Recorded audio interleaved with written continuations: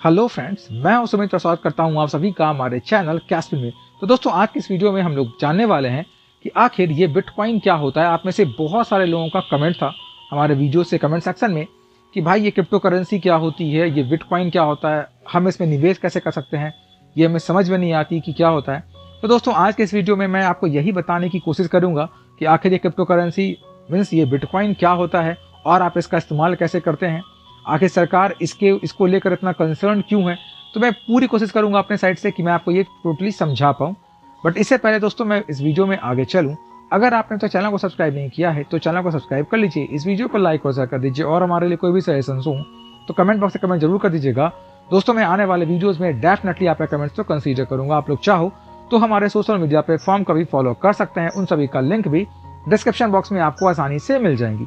तो दोस्तों, बात करते हैं कि आखिर ये क्रिप्टो करेंसी होती क्या है, मतलब ये बिटकॉइन होता क्या है। सबसे पहले हम बात करते हैं क्रिप्टो करेंसी क्या होती है। दोस्तों, क्रिप्टो का मतलब होता है छिपा हुआ, वैसा कोई भी चीज जो कि आसानी से डिकोड नहीं किया जा सकता, क्रिप्टो। और वैसी करेंसी जो हिडन है, यानी कि क्रिप्टो करेंसी का मतलब होता है वैसी करेंसी जो कि हिडन है। इसका मतलब कि वैसा कॉइन जो कि सबके सामने नहीं है। मतलब ये कि ये जो क्रिप्टो करेंसी है, यानी कि ये जो बिटकॉइन है, ये फिजिकल फॉर्म में अवेलेबल नहीं है। जैसे रुपए आप हाथ में ले सकते हो, वैसे ही ये जो बिटकॉइन या फिर क्रिप्टो करेंसी है, इसको आप हाथ में नहीं ले सकते। पहले तो मैं आपको ये बता दूं कि जितने भी बिटकॉइन है दोस्तों, ये सब क्रिप्टो करेंसी है और सारे क्रिप्टो करेंसी बिटकॉइन नहीं है। मतलब ये कि क्रिप्टो करेंसी का पार्ट है बिटकॉइन। बिटकॉइन पहली क्रिप्टो करेंसी है। अब तो बहुत सारे क्रिप्टो करेंसी मार्केट में आ गए हैं, बट बिटकॉइन जो है वो पहली क्रिप्टो करेंसी है, इसीलिए बिटकॉइन का नाम बहुत ज्यादा है। मतलब बिटकॉइन और क्रिप्टो करेंसी एक ही है, क्रिप्टो करेंसी ही बिटकॉइन है।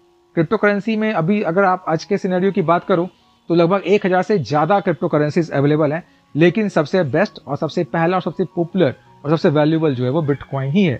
इसीलिए क्रिप्टो करेंसी का मतलब इस वीडियो में आप ये समझ लो कि बिटकॉइन है। तो हम लोग बिटकॉइन की ही बात कर लेते हैं कि बिटकॉइन क्या है।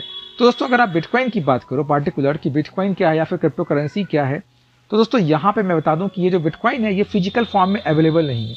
मतलब ये कि इसका कोई भी बैंक नहीं है, किसी के पास ही बिटकॉइन जो है वो फिजिकल फॉर्म में अवेलेबल नहीं है। मतलब ये कि ये सिर्फ और सिर्फ आपके डिजिटल वॉलेट में रहेगी, यानी कि डिजिटली आप इसको ट्रांजैक्शन कर सकते हो, डिजिटली आप इसको देख सकते हो, लेकिन फिजिकल फॉर्म में अपने पास रख नहीं सकते, फिजिकल फॉर्म में किसी को आप दे नहीं सकते।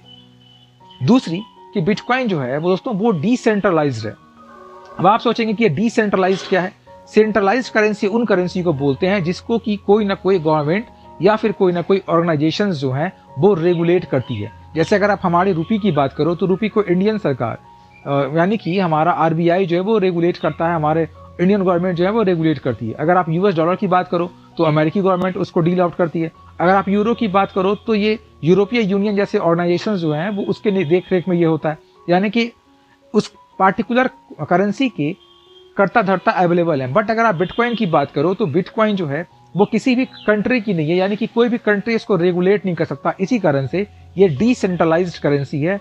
तो यानी कि ये किसी के अधिकार क्षेत्र में नहीं है, यानी कि किसी के भी अधिकार क्षेत्र, सबके अधिकार क्षेत्र से ये बाहर है, किसी के अधिकार क्षेत्र में नहीं है, इसलिए डिसेंट्रलाइज्ड करेंसी है। कहा जाता है कि बिटकॉइन सबसे पहले सतोशी नाकामोतो ने इसे बनाया था। सतोशी नाकामोतो ने ही इसे रिलीज किया है 2009 में। लेकिन सतोशी नाकामोतो है कौन, आज तक ये किसी को नहीं पता। और सतोशी नाकामोतो के नाम पे ही, वैसे रुपये में आप बोलते हैं ना पैसे, तो बिटकॉइन के जो टर्मोलॉजी होती है उसको बिट्स या फिर सतोशी के नाम से भी जाना जाता है।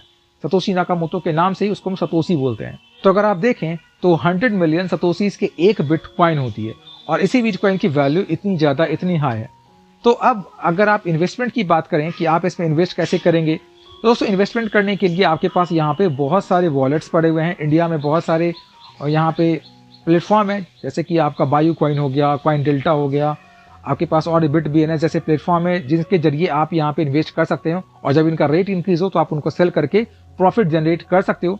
कैसे उन प्लेटफॉर्म पर अपना अकाउंट कैसे क्रिएट करना है और कैसे सेल करना है या बाय करना है, ये भी इन्फॉर्मेशन दोस्तों मैं आपके आने वाले वीडियोज़ में मैं डेफिनेटली आपके सामने शेयर करूँगा, आपके साथ शेयर करूँगा कि आप यहाँ पे इन्वेस्ट कर सकते हैं।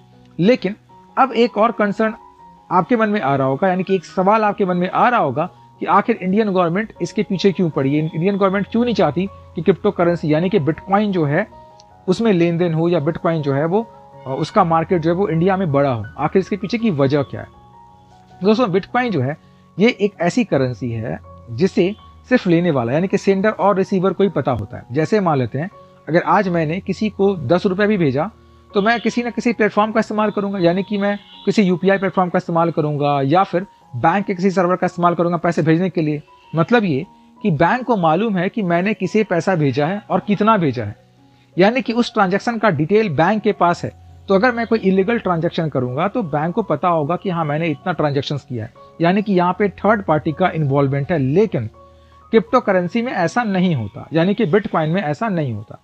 यहाँ पे कोई भी थर्ड पार्टी इन्वॉल्व नहीं होती है, यानी कि यहाँ पे सिर्फ सेंडर और रिसीवर होते हैं। जैसे मान लीजिए मैंने बिटकॉइन किसी को भेजा तो मैंने मेरे डिजिटल वॉलेट से बिटकॉइन भेजे और जिसको भेजा उसे वो मिल गया, यानी कि बीच में तीसरा कोई भी मीडिएटर नहीं होता है, बीच में कोई भी सेंट्रलाइज एजेंसी नहीं होती है जिनके द्वारा ये ट्रांजैक्शन की जाए। तो अब आप सोचेंगे कि आखिर ये ट्रांजैक्शन कैसे की जाती है। तो दरअसल दोस्तों ये जो बिटकॉइन हमें जो डिजिटल फॉर्म में हमारे पास है, ये एक मैथमेटिक्स का फार्मूला होता है, मैथमेटिकल फार्मूला होता है और ये पूरी तरह से इनक्रिप्टेड होता है, जिसको कि क्रैक कर पाना बहुत ही मुश्किल होता है। इस यही कारण भी है कि इसके ट्रांजैक्शन को भी क्रैक कर पाना, इसे लोकेट कर पाना, ढूंढना बहुत ही मुश्किल है। आप ऐसा कह सकते हो कि एक तरह से नामुमकिन ही है।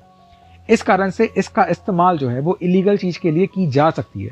तो गवर्नमेंट का बस इतना ही कंसर्न है कि हमारे पैसे जो हैं वो गलत कामों में ना लगे। दूसरी कि एक और प्रॉब्लम इसके साथ हो सकता है, जैसे मान लेते हैं दोस्तों कि अगर हम जितने भी इंडियंस हैं इन्होंने इन्वेस्टमेंट करना है। अब अगर ये सारे के सारे जितने भी पैसे हैं वो सब अगर कॉइन में इन्वेस्ट कर देते हैं, जस्ट इमेजिन कि सारे पैसे कॉइन में इन्वेस्ट कर दिया, तो वो जो पैसे इन्वेस्टमेंट के तौर पे पड़े हुए रहेंगे वो तो गवर्नमेंट के किसी काम नहीं आएगी, वो तो बैंक के किसी काम नहीं आएगी। लेकिन अगर आपने बैंक में या फिर शेयर में या फिर म्यूचुअल फंड में इन्वेस्ट किया है तो ये जो पैसे आपने इन्वेस्ट किए हैं ये गवर्नमेंट के काम आएगी, यानी कि हमारे देश के डेवलपमेंट के काम में आएगी।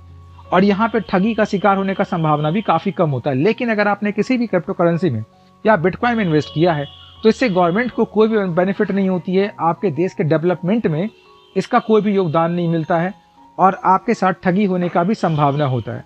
तो यही वजह है कि गवर्नमेंट चाहती है कि इसे जो है वो काफ़ी कम इसका इस्तेमाल यहाँ किया जाए, इसका यूज़ यहाँ पर लिमिटेड हो, क्योंकि हमारे पैसे जो हैं वो बर्बाद ना हो, ख़राब ना हो और डेवलपमेंट देश का जो है वो भी बरकरार रहे हमारे पैसों से। तो आपको समझ में अब तो आ गई होगी कि आखिर क्यों गवर्नमेंट जो है वो नहीं चाहती कि हमारा क्रिप्टो करेंसी बढ़े। और गवर्नमेंट के लिए सबसे बड़ी जो थ्रेट है बिटकॉइन को लेकर वो ये है कि अगर मान लीजिए अगर आप आज इंडिया से बाहर, यानी कि इंडिया से बाहर के देशों में पैसा भेजना चाहते हैं तो आपको एक पार्टिकुलर चैनल बना हुआ है उसके माध्यम से ही पैसा भेजना होगा, यानी कि गवर्नमेंट को पूरा पता होगा कि कहाँ से पैसे आपको आए हैं, फॉरेन से कहाँ से फंडिंग आपको हुई है और आपने कहाँ पैसा भेजा है। तो गवर्नमेंट ध्यान रख सकती है, गवर्नमेंट की एजेंसी ध्यान रख सकती है कि आप उस पैसे का इलीगल इस्तेमाल ना करें या फिर किसी इलीगल एक्टिविटी के लिए अपने पैसे ना दें। लेकिन बिटकॉइन के केस में ऐसा नहीं होता। अगर आप चाहो तो घर बैठे अपने पैसे को दुनिया में कहीं भी आप भेज सकते हो और गवर्नमेंट को इसके बारे में पता भी नहीं चलेगा। या फिर बिटकॉइन के जरिए ही बाहर से कहीं से भी कितने भी पैसे आपको आ सकते हैं और गवर्नमेंट कभी उसे ट्रैक नहीं कर पाएगी, जैसा कि मैंने पहले बताया कि इसे ट्रैक कर पाना ही मुश्किल है। तो आप सोचिए कि बिटकॉइन से कितना ज़्यादा खतरा हो सकता है। हालांकि बिटकॉइन का इस्तेमाल करना बहुत आसान है, बिटकॉइन से आपकी जो प्रॉब्लम वो जल्दी खत्म हो जाएगी। ऐसे मान लेते हैं कि अगर आप जेन्युइन भी अगर आप हैं और पैसे आप भेजना चाहते हैं बाहर के कंट्री में या वहाँ से लेना चाहते हैं तो बहुत प्रोसीजर है, बहुत समय लगता है, बट बिटकॉइन में इंस्टेंटली वो विद इन सेकेंड्स हो जाती है। लेकिन इसका दूरगामी परिणाम भी है जिससे कि आपको बचने की जरूरत है और गवर्नमेंट भी इस थ्रेट को जानती है। इसलिए गवर्नमेंट का भी इंटेंशन है कि बिटकॉइन को वक्त रहते ही जो इसका इस्तेमाल जो है वो बहुत ही कम किया जाए, क्योंकि गवर्नमेंट इसे बैन नहीं कर सकती है। वजह है कि यूरोपीय यूनियन और जापान जैसे देशों ने बिटकॉइन को लीगलाइज कर रखा है। तो यहाँ पे चूंकि लीगलाइज्ड है तो ग्लोबल में आपको ग्लोबली अगर बूस्ट करना है, आपकी इकोनॉमी को ग्लोबली लेकर जाना है तो आप किसी करेंसी को बैन तो नहीं कर सकते, लेकिन हाँ गवर्नमेंट इसका यूज़ जो है वो लिमिटेड जरूर कर सकती है। तो इसलिए अब इन्वेस्टमेंट करना इंडिया में बिटकॉइन में थोड़ा मुश्किल जरूर है, लेकिन अभी भी रास्ते हैं और आप चाहो तो एक लिमिटेड अमाउंट में बिल्कुल भी इन्वेस्ट आप कर सकते हो। कैसे करना है, कहाँ अकाउंट क्रिएट करनी है, ये सारी इन्फॉर्मेशन दोस्तों मैं आने वाले वीडियोज़ में आपको जरूर दूंगा। मैं बताऊंगा कि आपको कैसे इन्वेस्ट करना है, किन प्लेटफॉर्म पे का इस्तेमाल करना है और कौन सी जेन्युइन प्लेटफॉर्म है, क्योंकि बहुत सारे ऐसे फेक वेबसाइट भी हैं जो कि आपसे पैसे लेकर आपको कुछ भी नहीं देते। तो ऐसे वेबसाइट से भी आपको बचने की जरूरत है। तो दोस्तों मैं उम्मीद करता हूं कि अब तो आपको समझ में आ गया होगा कि आखिर बिटकॉइन क्या है, इसका इस्तेमाल हम कैसे करते हैं और आखिर गवर्नमेंट क्यों चाहती है कि बिटकॉइन का बहुत ज़्यादा इस्तेमाल ना किया जाए, यानी कि क्रिप्टो करेंसी का बहुत ज़्यादा इस्तेमाल इंडिया में नहीं किया जाए। तो अगर आपको वीडियो अच्छी लगी हो तो वीडियो को लाइक कर दीजिएगा, ऐसे अपने लोगों में शेयर कर दीजिए और अगर अभी तक आपके अपने चैनल कैस्पिन को सब्सक्राइब नहीं किया है आपने तो चैनल को सब्सक्राइब जरूर कर लीजिए। Thank you for watching.